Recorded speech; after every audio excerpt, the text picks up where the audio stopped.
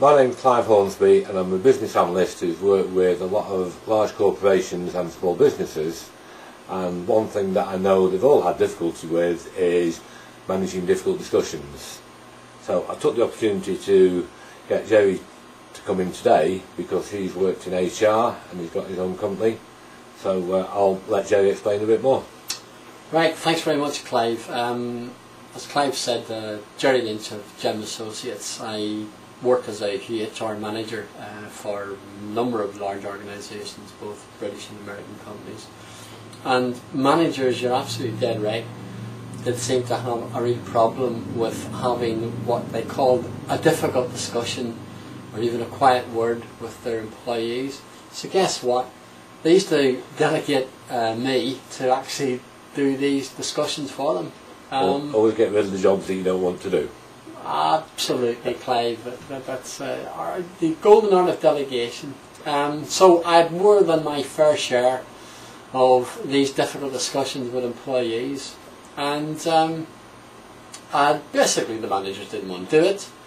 And years later, I answered the obvious question: why did I get pulled in so many times to having these difficult conversations?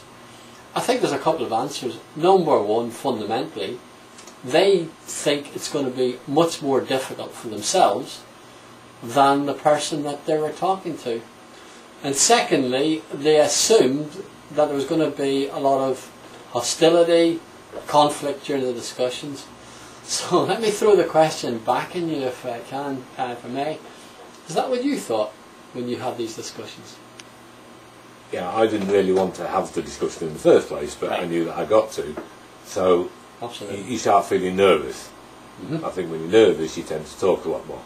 Yes, yes. And therefore, you made the assumption, and guess what? The law of expected outcomes kind of fulfilled itself. Yeah, it was a difficult discussion, and that's what I expected when I went in. So you got exactly what you kind of programmed yourself for? Yes. Okay, fine. And you're no different from many managers that I helped with this.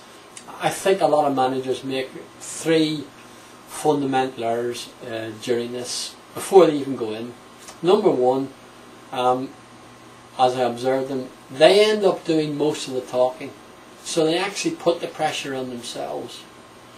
Secondly, they respond to comments made by the other person far more than they really need to. And lastly, I noticed this with certainly many managers, they felt they needed to compete with the other person. So the whole conversation became almost a competitive encounter where there was hostility. Guess what? Both people are feeling nervous, both people are talking too much, and neither's listening to the other. Absolutely. Absolutely. Yeah. So if there's one thing only that you take from these little clips, these videos, it's this. Do less talking than the person opposite you. Which means you're going to do something else. Listen. Yes. Because communication, which most people don't get to understand, is that it's not talking. The art of communication is listening as well as talking. There's a lovely line which I learned in neuro-linguistic programming. There's a bit of a mouthful for you. We'll stick with the abbreviation, thanks. We'll stick with NLP. It's easier to remember. And NLP says, communication is the response you get back. Yes. So it's much more about, it's not just about transmitting, it's about what comes back.